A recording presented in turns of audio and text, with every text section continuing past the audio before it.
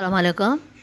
اپنے جگر گوشے کے سوال پر صبر کرنے کا کیا اجر ہے اس کے بارے میں آپ کو تفصیل سے بتاؤں گی۔ اللہ تعالیٰ نے انسان کو بے شمار نعمتوں سے نوازا ہے۔ جس طرح ماں باپ اولاد کے لیے بڑی نعمت ہے، اسی طرح ماں باپ کے لیے اولاد بھی بڑی نعمت ہے۔ اللہ تعالیٰ نے ماں باپ کے دل میں اولاد کی بے شمار محبت ودیت فرمائی ہے۔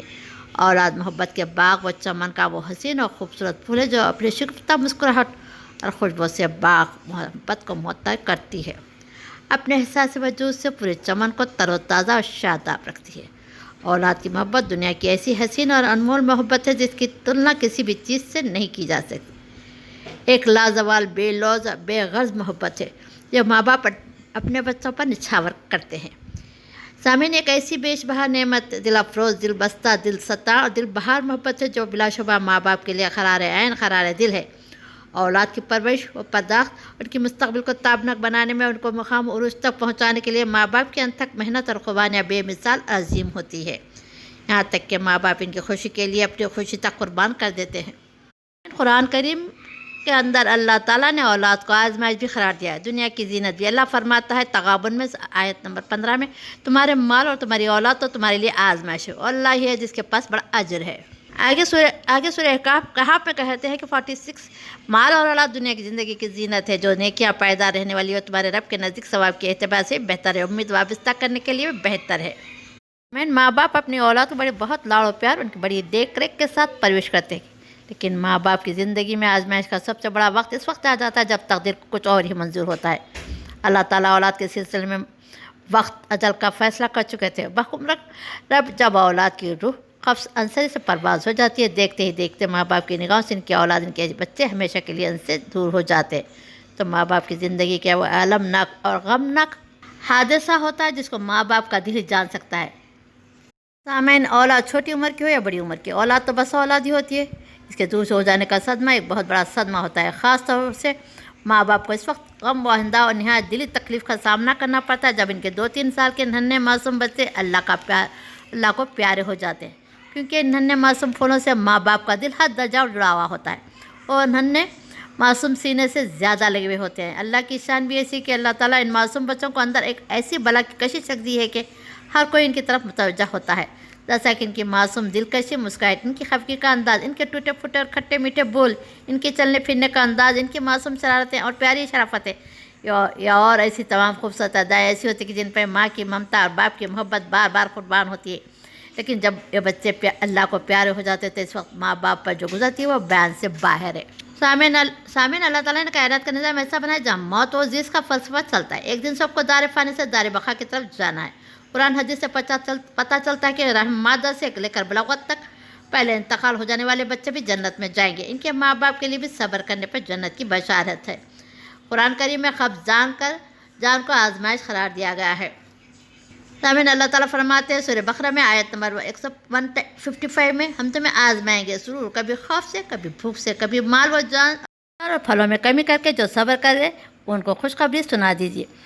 رسول کریم صلی اللہ علیہ وسلم نے فرمایا، مومن کا معاملہ عجیب ہے کہ اس کے ہر معاملے میں خیر ہی خیر ہے، یہ مومن کے علاوہ کسی اور کو حاصل نہیں۔ اگر مومن کو کوئی آسانی اور خوشی حاصل ہوتی ہے اور وہ اس پر اللہ کا شکر کرتا ہے تو اس کے لیے بہتر ہے اور خیر ہے، اگر اسے کوئی تکلیف اور مصیبت پہنچی تو اس پر صبر کرتا ہے تو یہ اس کے لیے بہتر اور خیر ہے۔ یہ تمام حدیث تمام عام شکر و صبر پر محیط ہے، لیکن اس کے علاوہ بچوں کی فوت، اس کے انتقال پر ماں باپ جو صبر کرتے ہیں، اس صبر پر ان کے لیے جو خوشخبریاں اور بشارتیں ہیں، ان کا خاص طور سے احادیث میں ذکر آیا ہے۔ حضرت ابو موسیٰ اشعری رضی اللہ تعالیٰ سے روایت ہے کہ رسول اللہ صلی اللہ علیہ وسلم نے ارشاد فرمایا، جب بندہ کوئی بچہ فوت ہوتا ہے تو اللہ تعالیٰ فرشتوں سے فرماتے ہیں، تم نے میرے بندے کے بچے کی روح قبض کر لی؟ فرشتہ عرض کرتا ہے ہاں، تو اللہ تعالیٰ فرماتے ہیں تم نے اس کے دل کا پھل توڑ لیا؟ فرشتے عرض کرتے ہیں ہاں۔ اللہ فرماتے ہیں پھر میرے بندے نے کیا کہا؟ تو فرشتے عرض کرتے ہیں انہوں نے تیرا شکر بجا لایا، ان اللہ و انا الیہ راجعون پڑھا۔ تو اللہ تعالیٰ فرماتے ہیں میرے بندے کے لیے جنت میں ایک گھر بناؤ، اس کا نام بیت الحمد رکھو۔ آگے حضرت انس بن مالک رضی اللہ عنہ بیان کرتے ہیں کہ رسول اللہ صلی اللہ علیہ وسلم نے فرمایا، جس مسلمان شخص کی بلاغت سے قبل 3 بچے فوت ہو جائے تو اللہ تعالیٰ کی وجہ سے اس مسلمان بندے کو اپنی رحمت اور فضل سے جنت میں داخل فرما دیں گے۔ بخاری حدیث نمبر 1292۔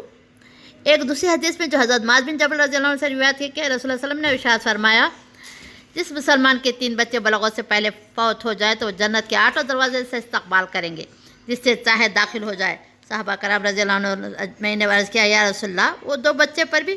فرمایا 2 پر بھی اجر ہے۔ عرض کیا گیا کہ 1 بچے پر بھی؟ فرمایا 1 پر بھی اجر ہے۔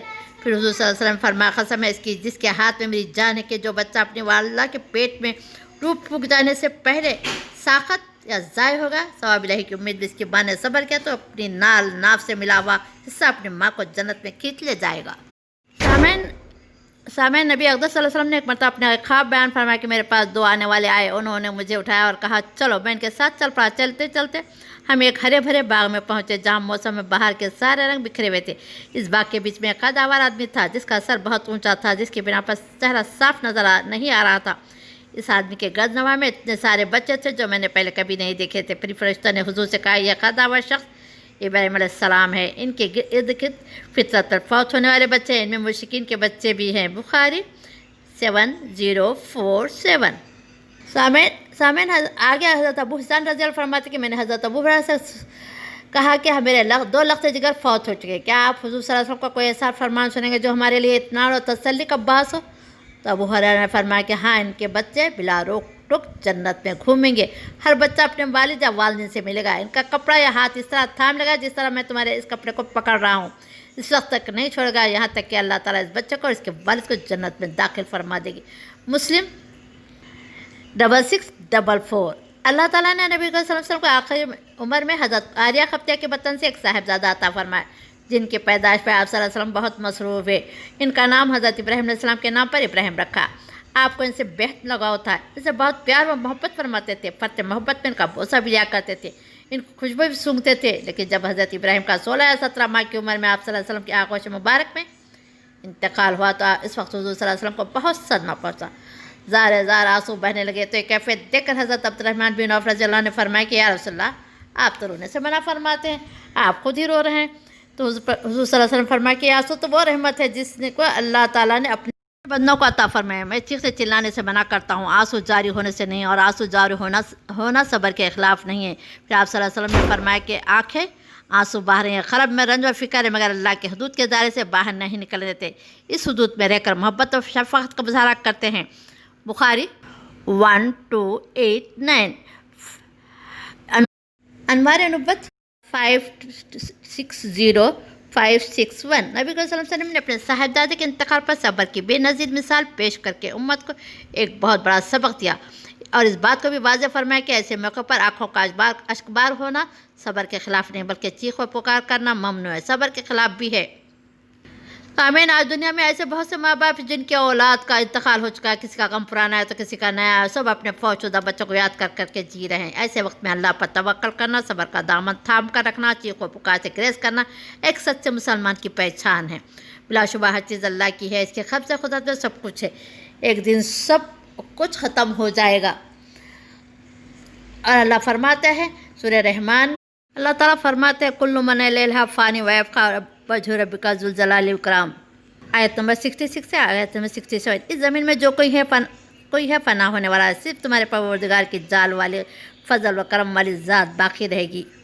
اس لیے ہر انسان کے لیے ضروری کہ اپنے نیک اعمال کے ساتھ ہمیشہ تیار ہے، اللہ کا بلاؤ کبھی بھی آ سکتا ہے۔ وہ ماں باپ جن کے بچے اللہ کو پیار ہوں گے، صبر سے کام لیں اور اللہ سے دعا کرے، کل قیامت میں عائشہ اللہ تعالیٰ یہ ننھے اور معصوم بچے اپنے ماں باپ کے لیے سفارش کریں گے اسی معصومیت اور پیاری مسکراہٹ کے ساتھ جیسا کہ وہ دنیا میں کیا کرتے تھے، جنت کے دروازے پہ کھڑے ہوئے اپنے ماں باپ کا انتظار کریں گے، اور جب اپنے ماں باپ کو دیکھیں گے تو خوشی سے مچلتے ہوئے، جیسے کہ دنیا میں اپنے ماں باپ کو دیکھ کر خوشی سے مچل اٹھتے تھے، اس کا ہاتھ پکڑیں گے جنت میں لیتے ہوئے چلے جائیں گے۔